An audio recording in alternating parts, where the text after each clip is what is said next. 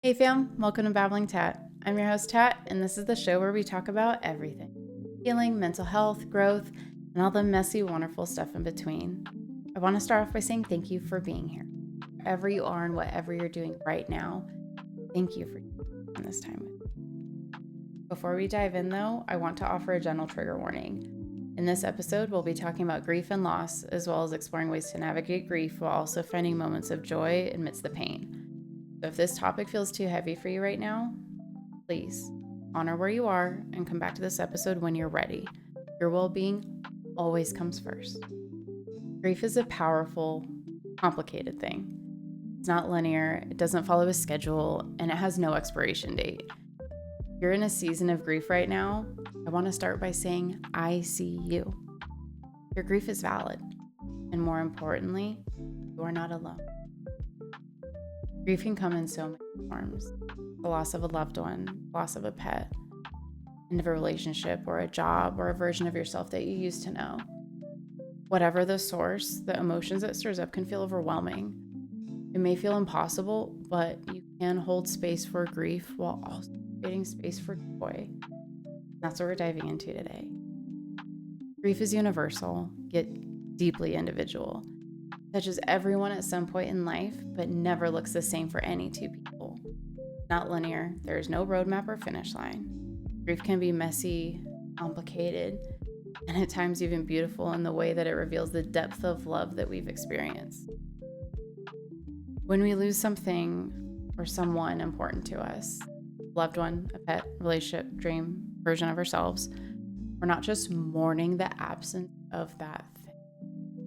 We're mourning the piece of ourselves that was intertwined with it. And it's important to recognize that grief is not something to just get over. It's not.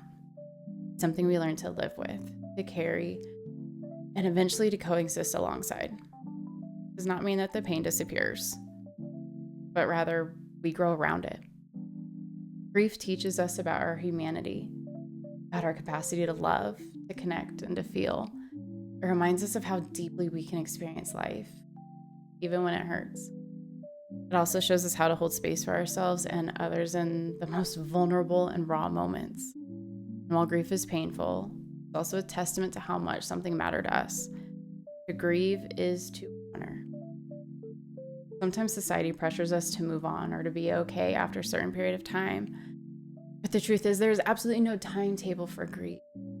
Healing does not have a deadline. It's not about returning to who you were before the loss. It's about becoming who you are now, shaped by that experience. And that is okay. Grief is deeply human, and it's okay to give yourself permission to feel it. One of the most important things that I've learned, and I'm still learning, is that grief and joy can coexist. You do not have to choose one over the other. You are not dishonoring your heavy emotions by having a few moments of joy. Just because you're carrying grief doesn't mean you can't also carry hope, laughter, or gratitude. Emotions are not mutually exclusive. In fact, learning to hold space for multiple emotions is a form of healing in itself. You are allowed to have more than one emotion at a time. Even though most of us were taught differently, or weren't taught that at all. So let's start by acknowledging that there is no right way to grieve. There's no timeline. There's no being okay that you have to rush towards. Grief is deeply personal. It is a journey, not a destination. They say that grief is deeply tied to love. I believe that grief is love with nowhere to go. The depth of your grief often reflects the depth of your connection to whatever or whoever you've lost. That is a beautiful but painful thing. Proof that you care deeply, you loved fully, that you invested a part of your heart into something that mattered. In our fast-paced world, we often feel pressure to suppress or minimize our grief. Maybe it's because we don't want to burden others, or because we think we need to be strong. But the truth is, being strong doesn't mean avoiding your emotions. It means allowing yourself to feel them fully. Grief is a testament to your humanity, your capacity to love, and to your resilience in the Let yourself cry when you need to. Let yourself sit with the memories, even if they make you ache. Grief is not a sign of weakness. It's a sign that you're alive, that you're feeling, and that you're healing in your own way. Grief also changes you. It shifts your perspective, reshapes your priorities, sometimes even redefines who you are. And while those changes can be painful, they can also be transformative and beautiful. Grief has a way of clarifying what really matters and teaching us to appreciate the beauty in the moments we might otherwise overlook, to really find the beauty all around us. So, let's dive into some tangible ways to honor your grief while also creating space for it. Number 1, create a ritual for your grief. Set aside a time. Ritual, I get it, but just rituals can be incredibly grounding. So dedicate time.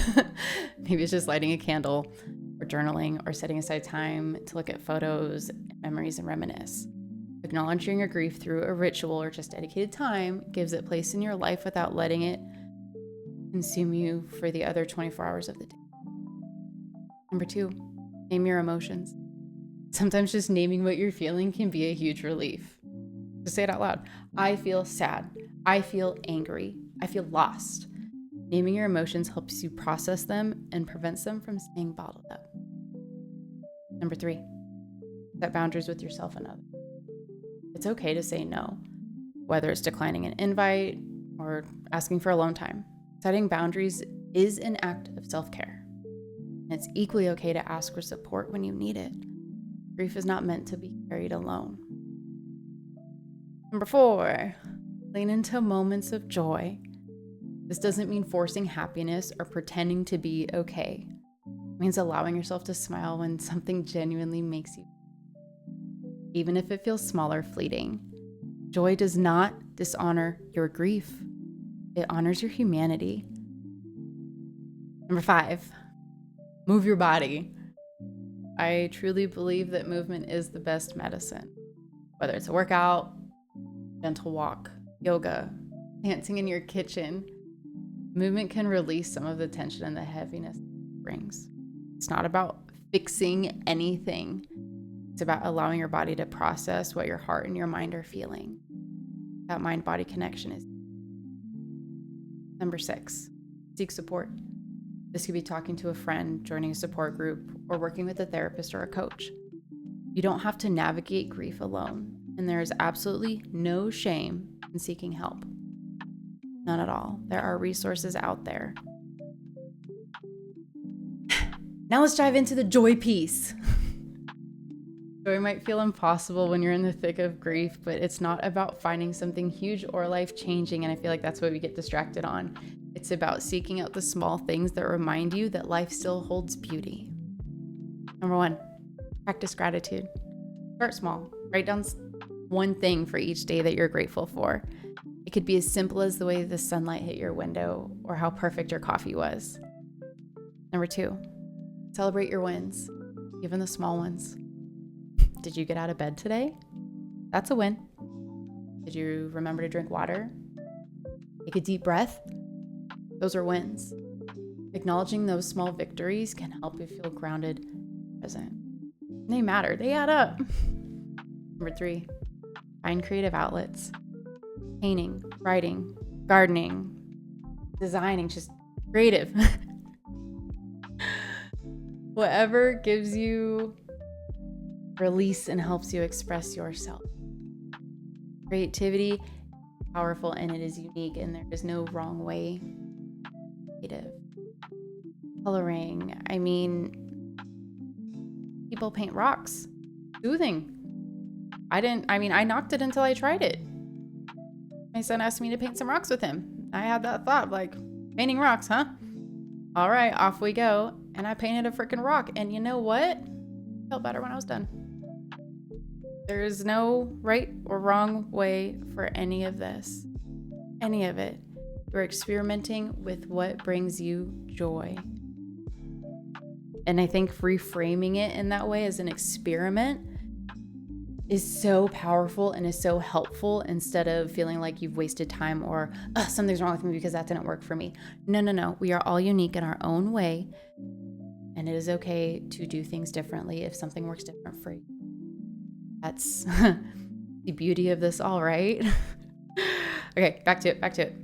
Number 4, spend time in nature. The biggie. Nature has a way of reminding us the cycles of life and renewal. Take a walk, sit by a tree, open a window. If you have a lake near you, body of water, go check it out, go sit by it. Crack a window, listen to the birds. Connect with outside. Nature can be incredibly healing. Being out in nature saved my life in 2022, and it still saves my life every single day to this day. So for real, go outside, be outside, and just be. There is so much beauty that we miss and that we overlook every single day. And it's out there for the taking.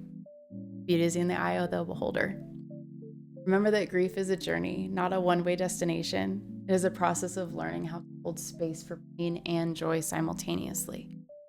And while it's not easy, part of what makes us beautifully, messily human. There is no right way to grieve, no timeline, no rule book. Even if what we talked about today, like I said, if something doesn't work for you, that's okay. Give yourself that grace of experimenting with finding what works for you. Give yourself permission to feel, to heal, and to find joy in the moments that feel right.